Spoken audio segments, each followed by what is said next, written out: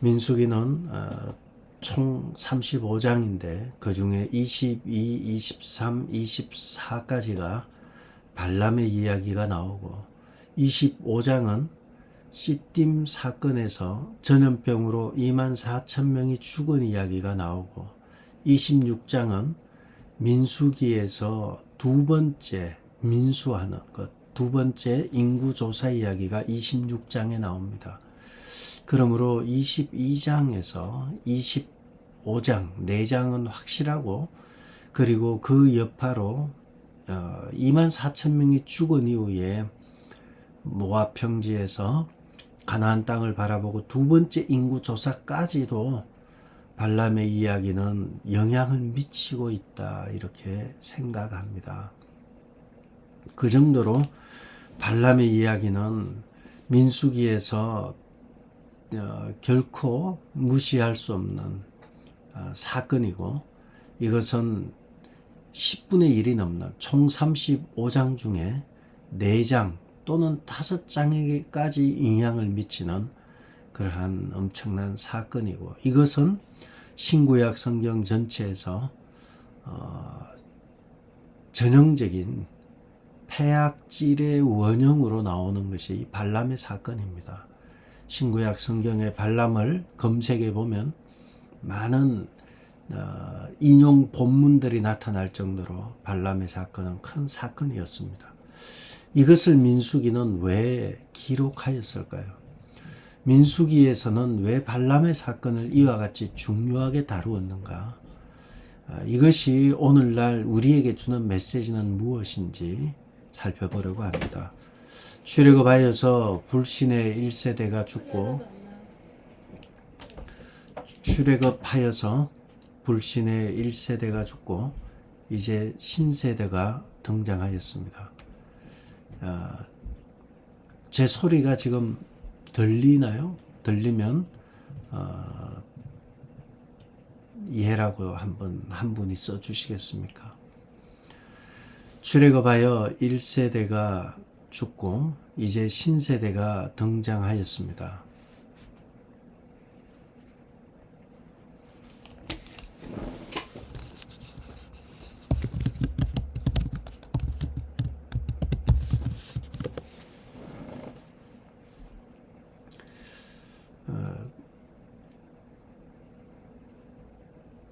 네.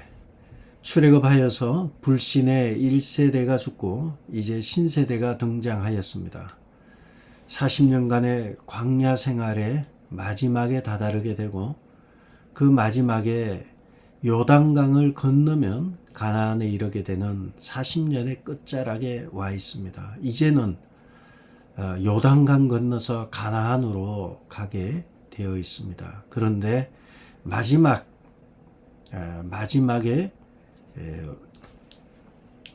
민수기 22장 1절에 있는 대로 요단강 건너편 여리고 맞은편에 이르게 되었고 그곳에서 요단강만 건너면 되는데 여기에서 큰 시련을 겪게 됩니다. 그러므로 우리는 항상 다 왔다고 생각할 때 조심해야 하는 것입니다.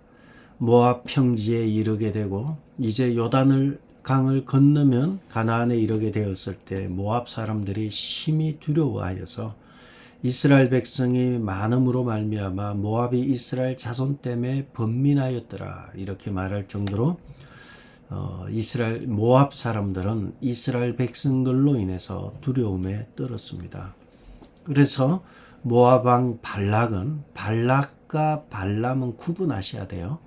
모압 왕 발락은 선지자 발람을 불러서 이스라엘 백성을 저주하게 해달라고 요청을 하게 됩니다. 이때 이 선지자 발람은 이름이 버올의 아들 발람이 됩니다. 그리고 그는 하나님의 선지자로 불리워졌고 그로 말미암아 그가 축복하면 복을 받고 그가 저주하면 저주를 받는다 생각하였기 때문에 모압 왕 발락은 발람을 불러서 이스라엘 백성을 저주하려고 하였던 것입니다. 이때 여러분이 읽으면서 좀 혼돈스러울 수 있어서 제가 숫자를 알려드리겠습니다. 2 플러스 3은 5가 됩니다. 그래서 2 플러스 3을 기억하시고 그것이 합쳐서 5가 된다는 걸 기억하시면서 이 내용을 들으시면 이해가 됩니다. 이는 무엇인가 하면 모압 왕 발락은 두 차례에 걸쳐서 발람을 초대하게 됩니다. 첫 번째는 거기 나눠 드린 대로 보시면 알겠지만 민수기 22장에 보면 첫 번째는 모압의 장로들이 복채를 가지고 발람에게 가게 됩니다. 그래서 복채라는 것은 기도해 주면 점쳐 주면 주는 대가지요. 복채를 가지고 가게 되고 이에 발람은 기도하게 됩니다. 가야 될까요? 말아야 될까요? 기도하였을 때 하나님의 응답이 22장 12절에 임합니다. 하나님께서 발락의 사람들과 함께 가지 말라. 저주하지 말라. 그들은 복을 받은 자들이다. 이렇게 가지 말 것을 명령하셨습니다. 두 번째, 모압 왕 발락은 더 높은 사람들을 보내어서 크게 존귀케 해주겠다는 약속을 하고 발람을 초대하게 됩니다. 첫 번째는 복채라는 돈을 가지고 초대하였고요. 두 번째는 존귀케 해주겠다는 약속을 갖고 초대하였습니다. 그러자 발람이 또 기도하기 시작합니다. 그러자 하나님께서 그렇다면 가되 내가 너에게 이르는 말만 준행하라 이렇게 명령을 하고 그 답을 받자 발락은 떠나게 됩니다. 자꾸 자기가 고집을 피우고 하겠다고 하면 하나님께서 굳이 막지는 않으시는 것을 우리는 봅니다. 그렇게 해서 떠나게 되죠. 거기다 플러스 3이 되죠. 플러스는 나귀 사건을 생각하면 돼요. 가는데 나귀가 말을 하는 거예요. 나귀 사건은 이렇습니다. 나귀하고 나귀를 타고 발락이 가게 되는데 가다 보니까 여호와의 사자가 손에 칼을 빼어들고 있는 장면을 보고 나귀가 밭으로 뛰어들게 됩니다. 이때에 발람이 나귀를 채찍으로 때리게 됩니다. 그리고 또 계속 가는데 포도원 사이에 좁은 길을 가게 되는데 그 다음에 그곳에 가다가 동일하게 여호와의 사자가 서 있는 것을 보자 나귀가 발람의 발을 있는 것을 가지고 담에다가 발을 비비게 되죠. 그러자 발이 아프잖아요. 그래서 나귀를 두 번째 때리게 됩니다. 세 번째는 더 막다른 골목, 더 좁은 곳에 대면하게 되자 나귀가 납작 엎드리게 되고 그러자 발람이 나귀를 작대기로 지팡이로 때리게 됩니다. 그러자 나귀가 말을 하는 거예요. 내가 무엇을 하였기에 나를 3번이나 때립니까? 이렇게 말을 하게 됩니다. 그러자 그때에 발람이 여호와의 사자를 발견하고 엎드리게 되고 여호와의 사자가 다시 얘기합니다. 내가 너에게 이르는 말만은 말할지어다. 결국은 이것을 통해서 알 수 있는 것은 하나님께서 끊임없는 경고와 끊임없이 막으심에도 불구하고 발람 선지자는 끊임없이 그 길을 가려고 힘쓰는 것을 봅니다. 하나님께서 끊임없이 외통수의 길로 적극적으로 막으시는 길로 나아갔지만 이상하게 발람은 복채와 더 큰 지위를 향해서 끊임없이 나아가고 있는 욕심을 보게 됩니다. 우리가 살다 보면 가다 보면 끊임없이 막혀지는 길 앞에 서 있을 때는 하나님께서 막고 계심을 알아야 합니다.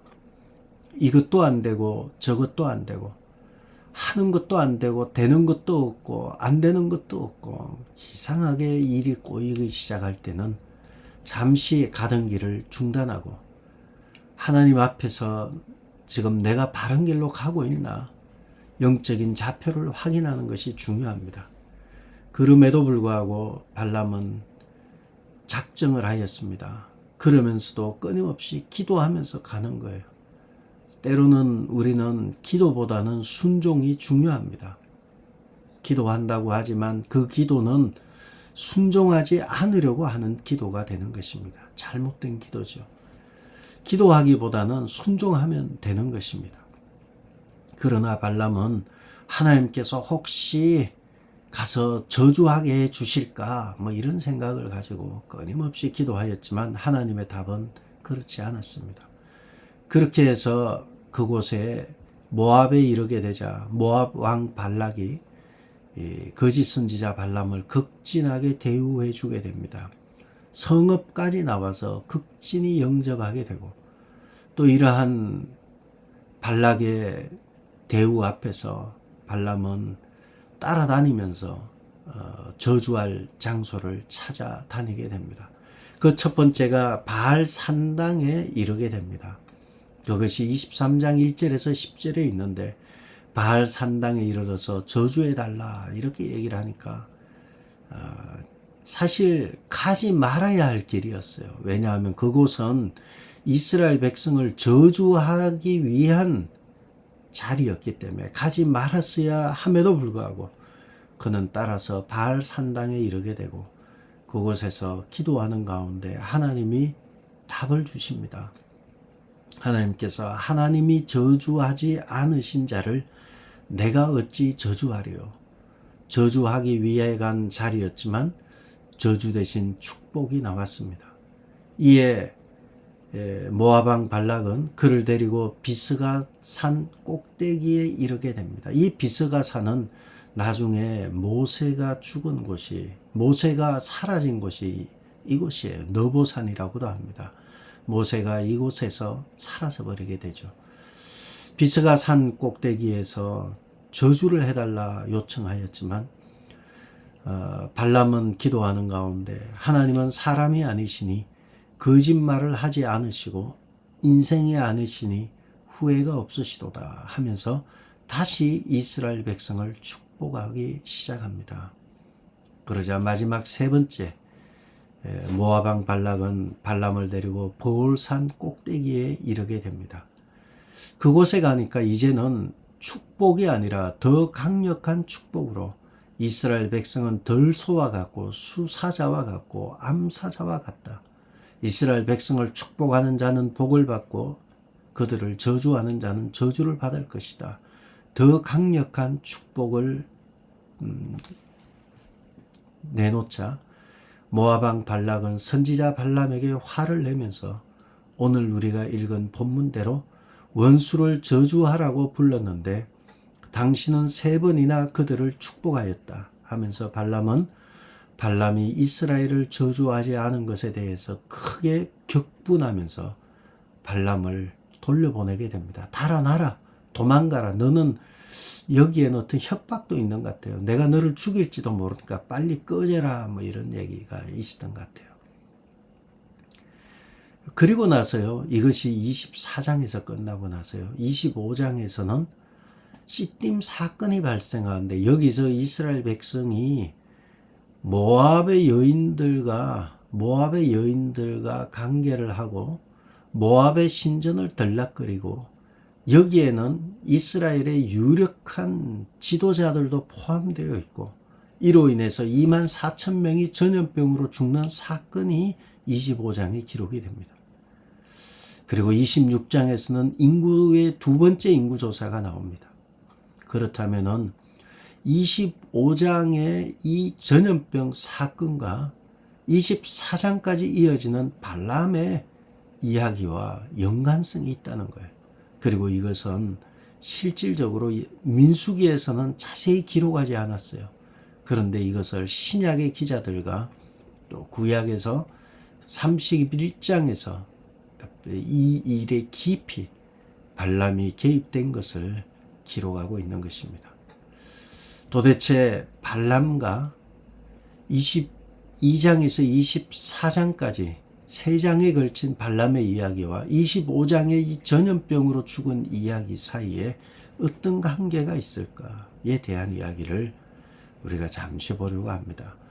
요세푸스의 유대 고대사에 보면 발람이 어쩐 일인지 돌아가라고 하였지만 돌아가지 아니하고 모압의 고관들을 불러서 이스라엘 백성을 전멸시킬 묘책을 내놓는 이야기가 나옵니다. 거기 보면 이렇게 나와 있습니다.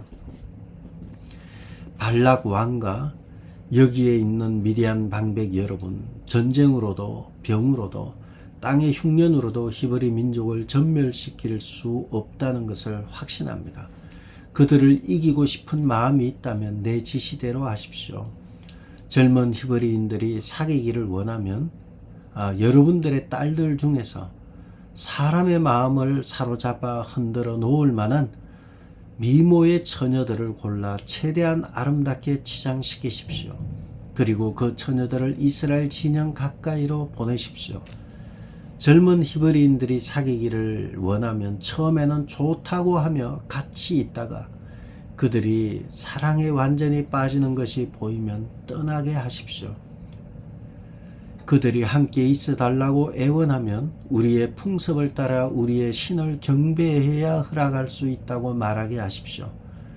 그들이 만약에 허락하면 하나님께서 히브리인들에게 크게 진노하실 것입니다.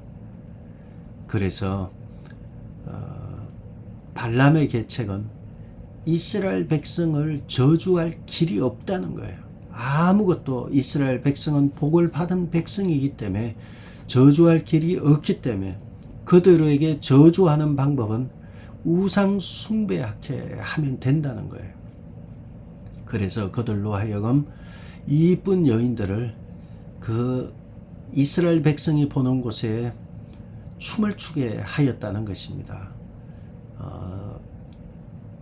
그 산 언덕에서 춤을 추게 하였고 춤을 추게 하면서 이스라엘의 남자들이 그곳으로 달려가게 하고 그러다 보니까 이스라엘의 고위 유력 힘 있는 사람들까지 가서 함께 산당에 제사를 드리고 함께 행엄하고 이렇게 하면서 심지어는 그들을 데리고 이스라엘 진영 안으로까지 데려오게 되는 일까지 발생하게 됩니다. 발람은 정확하게 하나님이 진노하실 지점을 알았던 것입니다. 그렇게 해서 이스라엘 백성을 거룩한 세상을 구원할 제사장의 나라인 이스라엘 백성을 타락한 나라로 만들어버릴 이러한 일을 하고 심지어 시므온 지파에 힘 있는 사람은 모세를 대항하여서 우리의 자유를 침범하지 말아달라. 당신이 받은 율법으로 우리가 이와 같이 자유스러운 삶을 사는 것을 방해하지 말아달라. 대적하게 되는 일까지 발생하게 되었던 것입니다. 이 일로 인해서 이스라엘 백성들은 하나님의 진노에 처하게 되고 전염병으로 죽음을 이르게 되는 사태까지 발생하게 되었던 것입니다.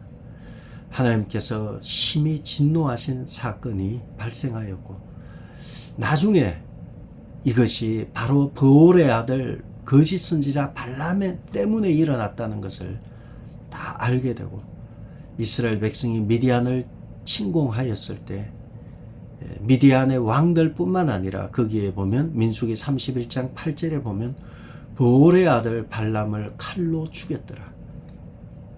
하나님의 참 선지자가 아닌 거짓 선지자 역할을 했던 발람이 이스라엘 백성에 의해 칼로 죽임을 당하게 된 것을 봅니다. 우리가 이것을 보면서 알 수 있는 것은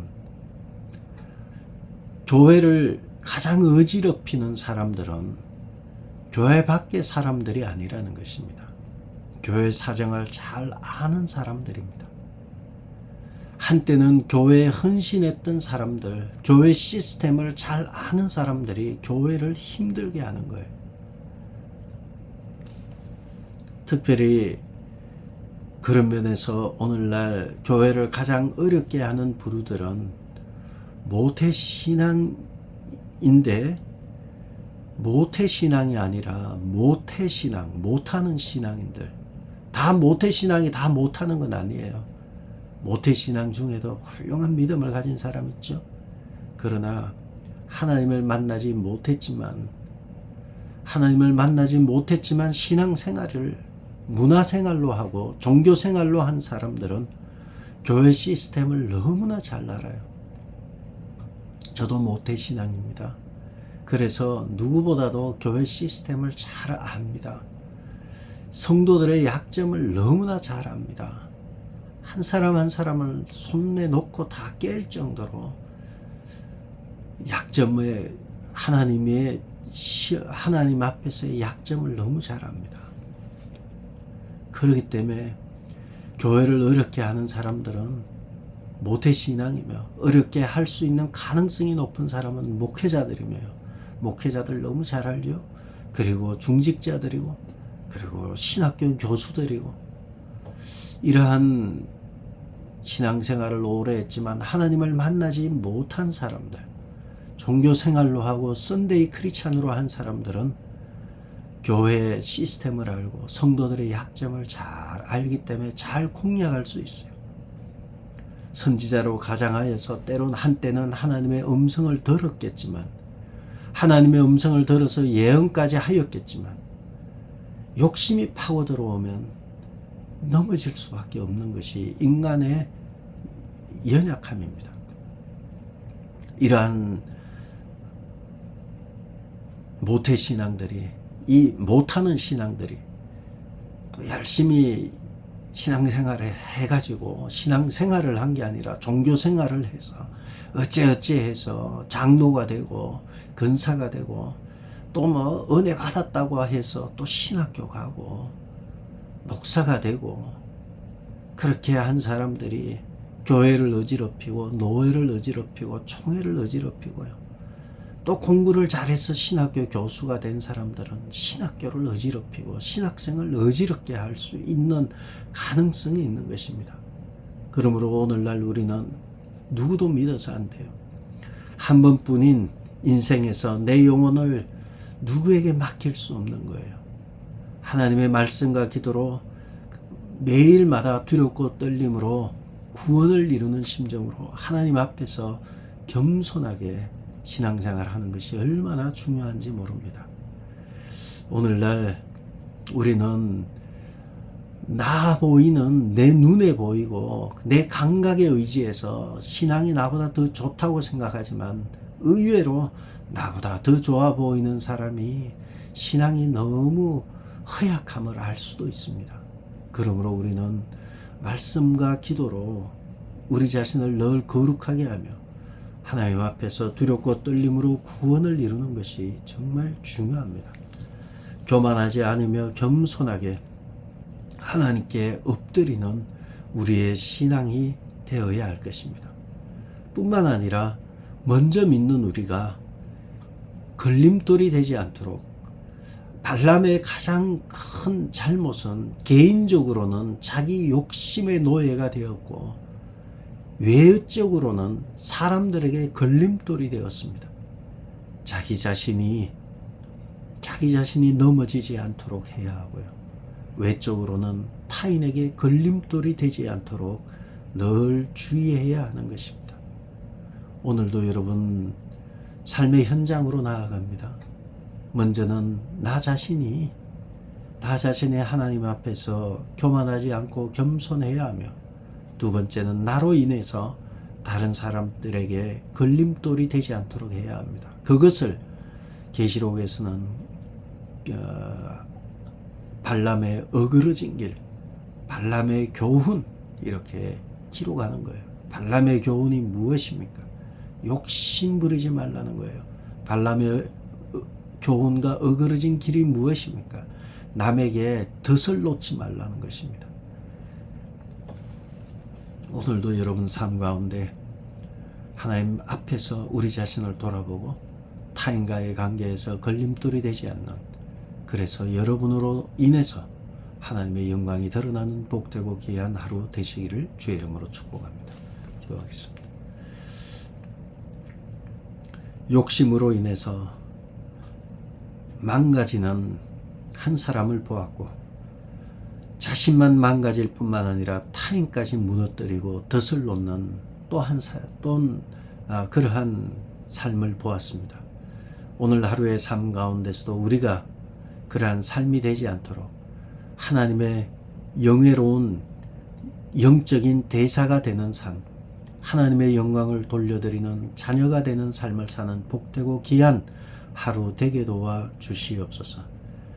성도들 중에 추운 날씨로 인해서 아픈 성도들이 있습니까? 대여사 되시는 우리 주님께서 머리끝에서 발끝까지 다 어루만져 주시고, 특별히 교회적으로 신방이 잡혀 있고, 또 이러한 모든 그 가운데 덕이 되고 은혜가 넘치는 복되고 귀한 하루가 되게 도와 주시옵소서. 예수님의 이름으로 기도드렸습니다. 아멘. 하늘에 계신 우리 아버지여, 이름이 거룩히 여김을 받으시오며 나라 임하옵시며 뜻이 하늘에서 이룬 것 같이 땅에서도 이루어지이다. 오늘 우리에게 일용할 양식을 주옵시고, 우리가 우리에게 죄 지은 자를 사하여 준 것 같이 우리 죄를 사하여 주옵시고, 우리를 시험에 들게 하지 마옵시고 다만 악에서 구하옵소서. 나라와 근세와 영광이 아버지께 영원히 있사옵나이다.